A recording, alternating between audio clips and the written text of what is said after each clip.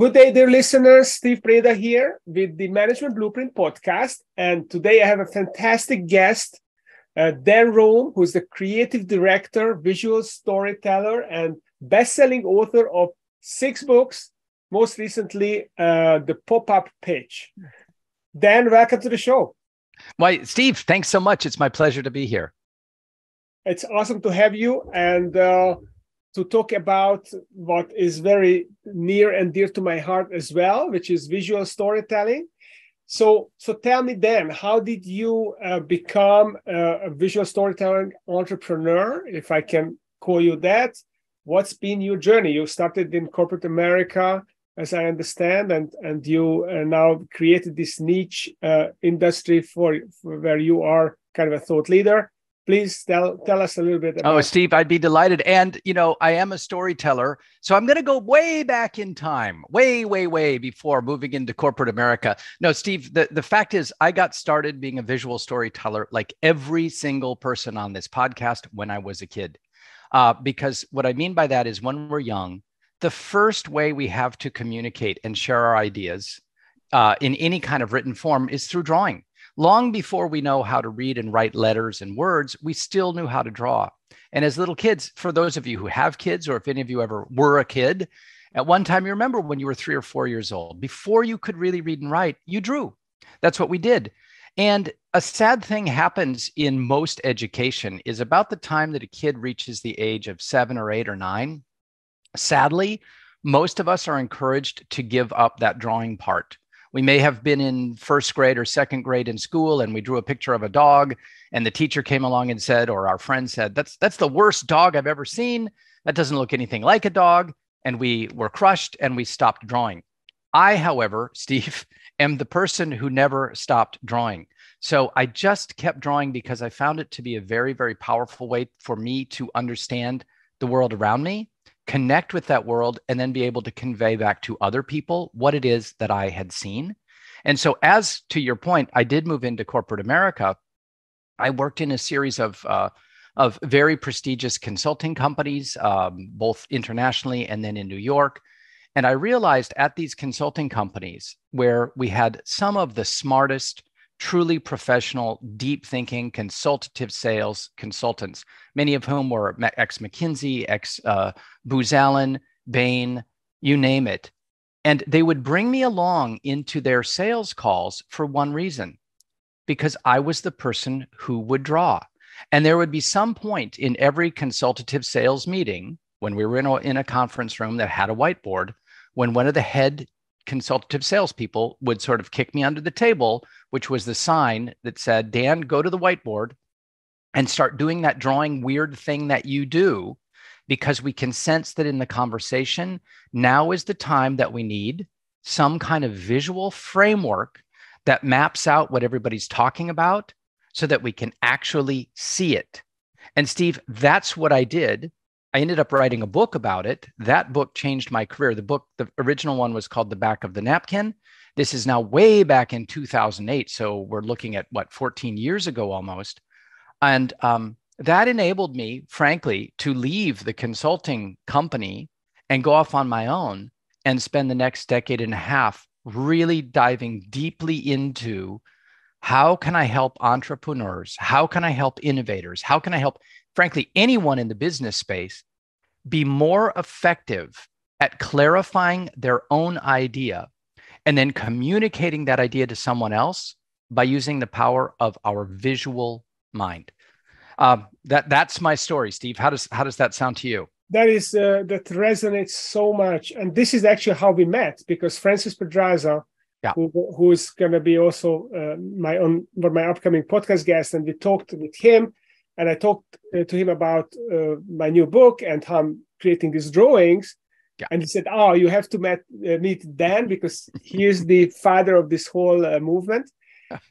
So I totally get it. So what happened to me? I was working on this book, which is behind me, and I actually didn't want to write this book. I just wanted to create drawings to explain what this whole pinnacle process is for myself.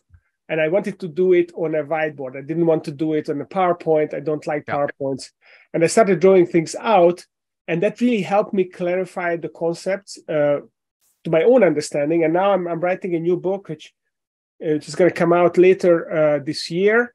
And there were some really challenging concepts I had to grapple with around strategy, and I didn't really understand it, and I had to put my finger into what is it really, what does it really look like, and I could only explain it to myself by being able to draw it, and then I saw there's something wrong with it. I could tweak it, I could modify it, and then I realized this is really powerful because there are certain things that we cannot express in words, but we somehow we have a conception of it, and if we can put it on the page, then we can look at it and think about it more clearly, and then shape it and come up with something that other people can then understand.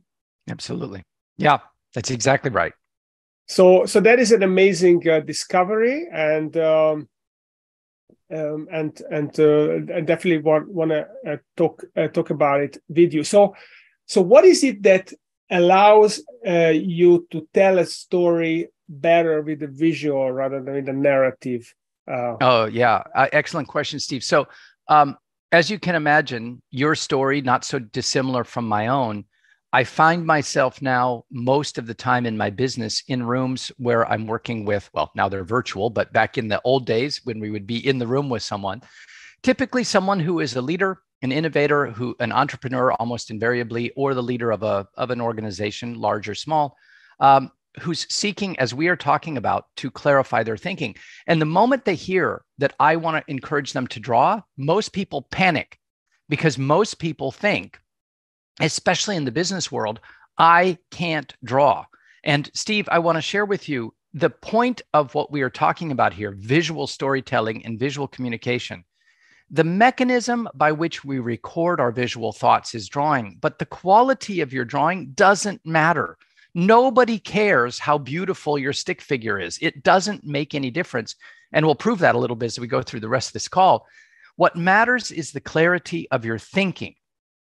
And drawing out what you're thinking is far and away the best way to clarify for yourself what is actually going on in your brain. Now, part of the reason this idea of visual storytelling, and Steve, in a moment, I'll walk you through some of the frameworks that I bring to it, but I want to give a little bit of the scientific backbone of why this approach actually works.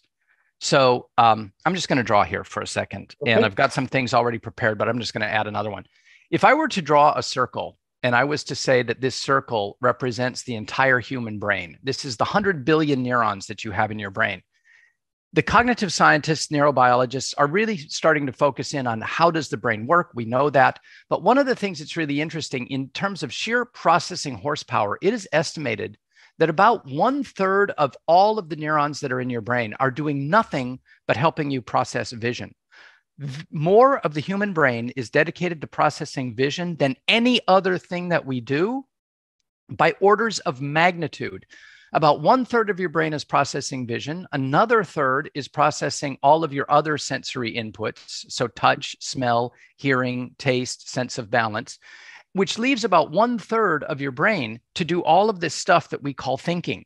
So language, memory, logic, math, strategic thinking, all of that is taking place in about 1/3 of the total neuronal capacity that we have, which the reason why I love this is most of the time we live in our business meetings entirely in this part of our brain.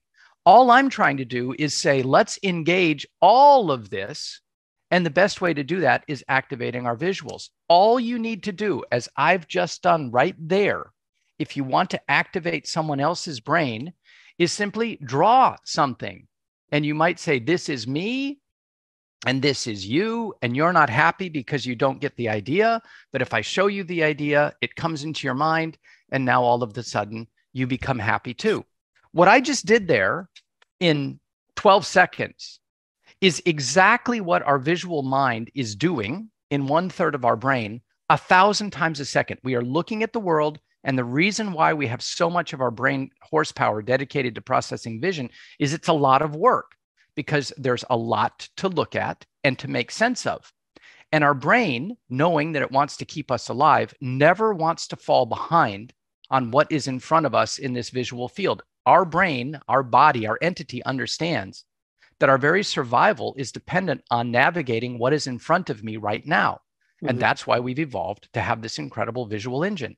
So what I'm trying to do is say, what would happen if we turned some of that incredible processing horsepower away from sort of survival and into more strategic thinking? And how might we do that?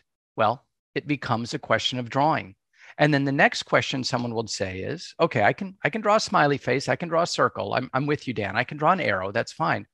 But what picture would I actually draw to help explain this part of my strategic idea? And Steve, I'm going to pause for a moment and turn it back to you, because that question, what picture would I draw, is exactly what I have sought out to answer and to give a framework for in every book that I've written. And it starts simple with, you might draw a stick figure, and then it takes us all the way up to answer your original question. That drawing in sequence will enable us to tell a very comprehensive story, which is what really captivates someone else's mind. Does that make sense? Yeah, it absolutely does make sense. You are showing a movie in real time to the other person. So in addition to the narrative piece, you give them the visual piece, and now you engage, I don't know, 2/3 of their brain or the whole 100%. Oh, the whole thing, absolutely. If they draw, that probably it's even more than the 2/3, because then they are part of the the sensory is also activated. Exactly. So that is very powerful. Steve, I want to comment. Could I comment on something you just said? Because you brought up the idea of you're telling the story almost as if it's a movie. And this is, may I share this just for a moment?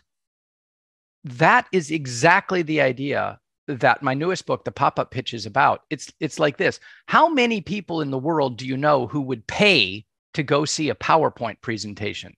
None. How many people would pay to go see Avatar: Way of Water, or go see Top Gun, or go see Harry Potter? Everybody. What's the difference? One is a visual story, and one is a friggin' awful, data-dense presentation. Now, why wouldn't we, when we want to positively persuade our audience to give us time to share our idea and follow along, why wouldn't we do it in the form of a movie? And that's all we're talking about. You said it very well. Yeah, I have to make a note of that. I'll do it while you're talking. So what is the exact process of doing that? So it's nice. I'm compelled. This is fantastic. I want to do this, but how do I even get started? I know I have to read your books, but if someone is just listening to this podcast and watching this podcast in real time, how do they think about it in a simple way, and how do you empower them to believe that they can do this? What is the process? Okay, so for those of you who might be watching this on YouTube or able to see the screen, I've got something on my whiteboard I'm going to draw. For those that are just listening, I'm going to walk you through it. Steve, it's a really excellent question. Someone says, Dan, I like this idea of using pictures to help communicate my thinking and to share it on a whiteboard, but what would I draw? So I have my fundamental framework. The first one is something that I call the visual decoder. That's just the name that I've given this framework.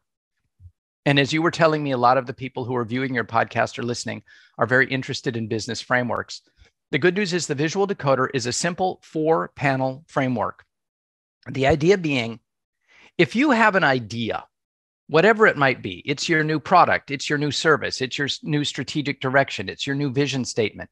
By definition, when you are first exploring your idea, it is a little bit milky, it's a little bit cloudy, and it's a little bit uncertain. You might have a lot of different ideas, and you need to capture them in some way so that this notion starts to become very coherent. The visual decoder is a way to use your visual mind to force your brain into visual organization so that you begin to see what are the essential pieces of your story right away. The visual decoder exercise, if you choose to do it as a formal exercise, which I do all the time, takes 12 minutes. And the reason is because you've got to come up with, if I were to call my idea something, what might I call it? You come up with a rough title. And then the first thing you do is you take a sheet of paper, you fold it into quadrants. And in the first quadrant, you literally draw a picture of who is your idea about, or who is it for, and what is some physical attribute of your idea that seems important. So that sounds a little bit abstract, but let's say I'm coming up with a new strategy. I might say, my strategy is for financial services customers who are looking to improve their return on investment.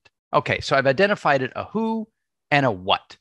Then I move, and I take 2 minutes to do that. I time myself and I say 2 minutes, and I draw as fast as I can. Stick figures, I label them. Words are great if they're just labels, as many as you can. Oh, well, financial services customers, that means they're going to relate to financial advisors. So I'll include those too. And what about bankers? Well, they're there too. And what about investment bankers? And what about VCs? So the idea is, in this little panel, draw as many people as you can who you think are involved in your idea.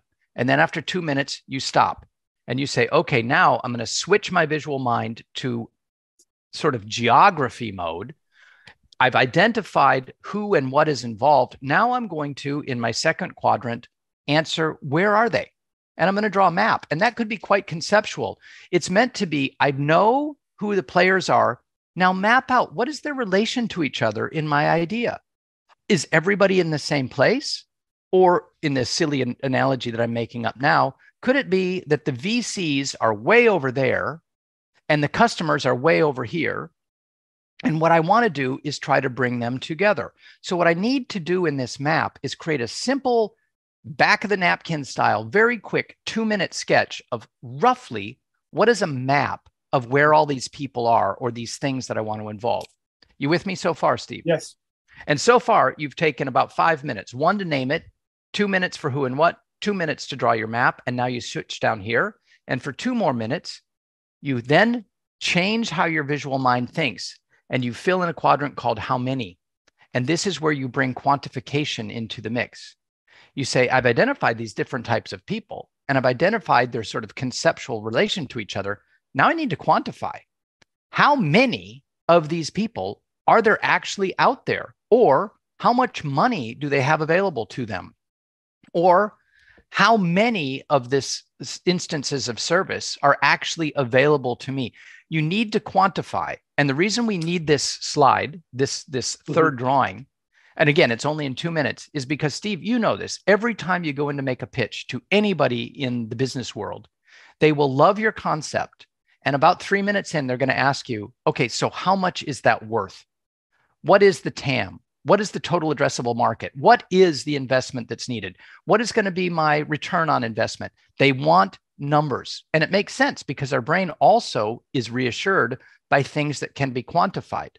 But on a sub note, typically in 95% of all business storytelling, the only picture we ever show is the chart. We show, here's the growth rate, here's the sales curve, with not ever addressing anything else. And so, of course, we obsess on this, which is why, as we see the market doing its weird ups and downs, part of the reason is because everybody's just looking at the numbers. We also need to look at what's going on in the who's and the what's going on in the location of these people.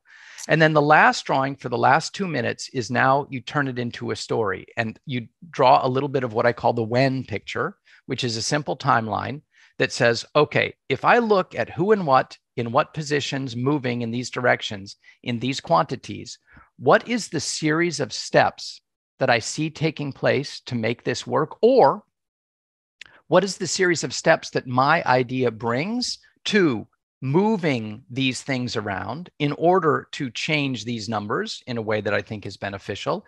And I say the first thing that needs to happen is we need to align our customers with our investors. The second thing that needs to happen is we need to fine tune our product and make sure that it has good product market fit. And the third thing that we need to do is then successfully launch that product. So the idea is, in simply 4 pictures, each of which I drew in 8 minutes plus 1 minute for a title, I wrap the whole thing up after I've unleashed my visual mind with all these little sketches. And I say, what are the 1 to 2 most important lessons that I need someone to remember from this whole story? Now, Steve, Does that make sense? I said a lot right there, but I want to ask you, are you able to follow along, and can you see how that might be useful? Yeah, I love this concept. I already started thinking about a new website I'm planning to launch, and what are the, the who and what and where, and the numbers and the sequences. It's a very powerful and simple approach. It's you can do it on a napkin, which is big enough to have 4 folds, and do it in 12 minutes. I love that. So so that's the process, and there are many, many other processes. So one of your books that recently came up is the pop-up pitch. So what does that book do, and what do you explain in that book? Okay. So thank you so much, Steve, for asking. What I've shared with you so far, this idea of the visual decoder, is, if I were to summarize, as you had mentioned, I've done 6 books. The first 5 of them really discovered and unpacked this idea of using these simple pictures to clarify your own idea so that you can explain it to yourself and then explain it to someone else. The last book, the pop-up pitch, is the idea that, how do I now convert these simple drawings that I have into a sales story? Exactly where you and I began this conversation, by saying, well, nobody wants to go see a PowerPoint, but everyone wants to go see a movie. Well, why is that? Because a movie has a story behind it. And we know this. The notion of storytelling is so overused in business concepts and innovation now, but it's overused for a good reason. It's the hero's journey, right? The hero's journey is one of the most classic stories. So in the pop-up pitch, what I've done is I've said, look, the reason I called the book the pop-up pitch is this. I have participated in or seen probably 2,000 or 3,000 new business venture presentations that I've been involved in over the last 15 years. Some have been successful, some have not been successful, but I've learned a lot of lessons. And one of the most critical lessons is that if you are sharing with someone your idea in the hope that they will join you, and that means either give you money, join your team as an employee or a partner, join your company as a customer, sign up for it. In all cases, every time we are doing a pitch, and the idea of a pitch is also a little bit overused. The essential idea is, hey, Steve, I've got an idea and I think it's going to be of value to you. May I share it with you so that you can see the value? That's the fundamental idea of a pitch. And what I realized is most pitches are awful. They are negative. They are about the presenter rather than the person who's being presented to. And they don't have a coherent story that takes me through, or the audience through, here's who and what I'm talking about. Here's the map of where they're located. Here's how the numbers are going to be impacted. And here's how the whole thing plays out. So to your point, the hero's journey, I said, if we're going to convert these pictures we've drawn into a story, why don't we just follow the most successful classic story arc of all time, which is, for people who are familiar with it, this storyline, which is called the hero's journey. For those of you who might not be familiar with the hero's journey, Steve, do you mind if I just give a 15-second history of where this came from?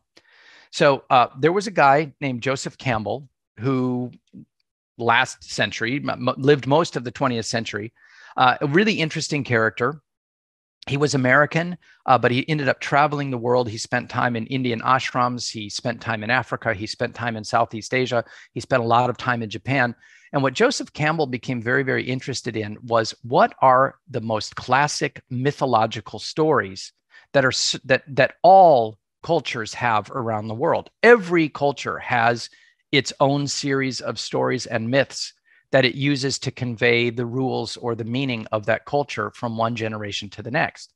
And Joseph Campbell really, from a very academic perspective, really dived deep into all of the underlying bases of all these different myths from all over the world, and realized, he didn't discover it, but he kind of uncovered the idea that almost all of these myths shared essentially the same storyline. A reluctant hero is called on an amazing quest and doesn't want to go. But for reasons that occur in the story is compelled to go on this amazing adventure. And in that amazing adventure, the hero goes into a new world, a world that's never been explored before or is unknown to the hero. And in that world, the hero has a mentor who guides him or her through it and meets a whole lot of adversity in that other world, has to fight dragons, has to fight the Minotaur, has to fight the devil, whatever it is, goes through a whole series of awful events and almost gives up. In the last battle, almost gives up. But then at that critical moment, when this reluctant hero who's in this awful situation is right on the verge of giving up and saying, I'm done. I can't handle life anymore. I give up. Some kernel of a thought launches back in the hero's mind, a trigger. It could come from a memory. It could come from a word from above. It could come from a memory of your parents or a word from the mentor says, wait a minute, there actually is a way out of this horrible situation. I just have to think a little bit differently. I have in me the power to solve this awful problem. All I need to do is do this little change. And it is in that darkest moment when that tiny little light turns on that the hero says, wait a minute, I'm not going to die today. Oh, no, no, no, no, no, no. And it's that making the decision to not give up that starts the hero on a series of increasingly successful wins that move them back up out of this pit of despair. And so by the time you reach the end of the story, the classic hero's journey, not only has the hero beaten the dragon, killed Darth Vader, saved the universe, after all of that, the hero comes back to the old world from which they began, now with this wisdom of having been through this awful time and with the ability to share that wisdom with everyone else in the culture who hadn't yet had that experience.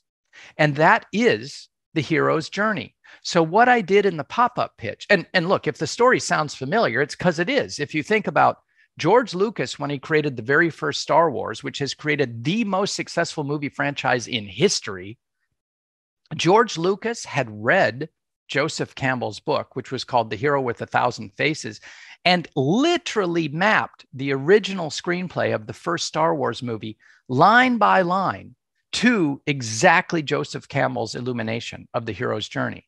Luke Skywalker is the reluctant hero. You have Obi-Wan Kenobi is the mentor who comes in. The Force becomes the magic that is used to save to save the universe. Then we see it in the Harry Potter series. It's exactly the same. J.R.R. Tolkien in The Lord of the Rings is telling the same story. If you remember Suzanne Collins, who wrote Hunger Games, it's exactly the same story. So what I did in the pop-up pitch, and I know I go on, but I just want to bring you to connecting. How did this come together? Steve, I can't tell you the power there is when I share with an entrepreneur. Stop trying to sell me the frickin' numbers. The numbers come later, but tell me the story about how your product or service makes me, your prospect, the hero. How is your product going to help me in my time of despair make the decision that I'm going to come back out of it?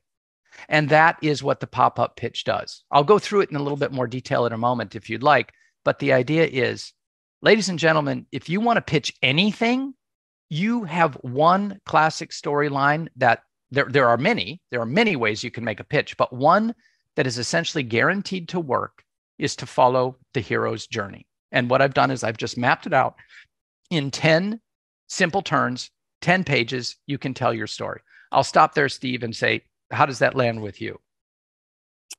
That is fascinating. This approach. And what I'm wondering is, so if I want to, let's say I'm a consultant and I have a product, I have a service, and I want to sell this, I make my prospect the hero. Then who am I? Am I the mentor in this relation, or am I the I don't know, who am I? Am I the villain? Hopefully not. No, you're not the villain at all. No, in fact, you are really the magician. You are Merlin. You are Obi-Wan. You are Gandalf. You are Dumbledore, if you know all of these stories.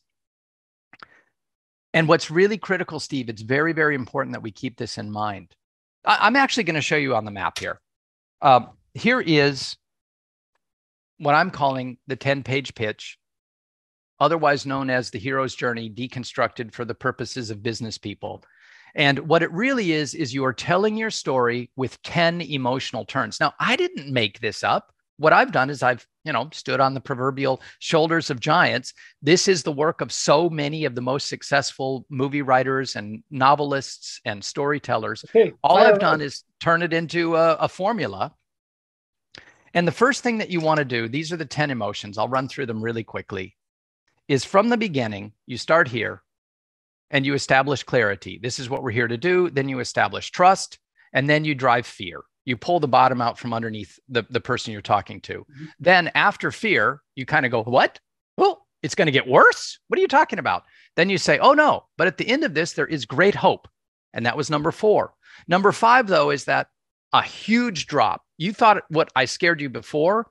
Oh, no. I'm now going to drop you to the complete bottom. This is the point of utter despair. Sobering reality, Steve, is that, for example, sadly, I know that you want to achieve success X, but guess what? I know this, the way that you, in this hypothetical situation, are doing it. Not only is it not going to work, you're going to lose all your money, and it's going to be an utter and complete disaster. However, and this right here is the inflection point, right down here. This is that magic moment when, Steve, we introduce our product or our service. Now, I want you to notice something. I'm halfway through the 10-page pitch, and I haven't even mentioned my product yet. I've spent this entire time making sure that my prospect is seeing where they fit in the world that I'm describing. It's about you. It's not about me. And then we realize, but you know what, Steve, isn't it true that if you just keep doing the same thing you've been doing all along, this time it's never worked before, it's not going to work this time either. But guess what? Use the force. If you use the force, you will find that it starts to work. So this is the point where we introduce our product, and not by me saying, I'm Dan and I'm a genius, but by me saying, hey, Steve, I know what's going to change your reality for you is storytelling. I happen to have a story that I can share with you. And if you want to use it, I can guarantee that it will turn this awful, sobering reality into enough energy for you to start moving up, which will then generate the courage that you need. Then you can make a commitment to continuing. Then you will get your initial reward, which will drive you up to your ultimate success.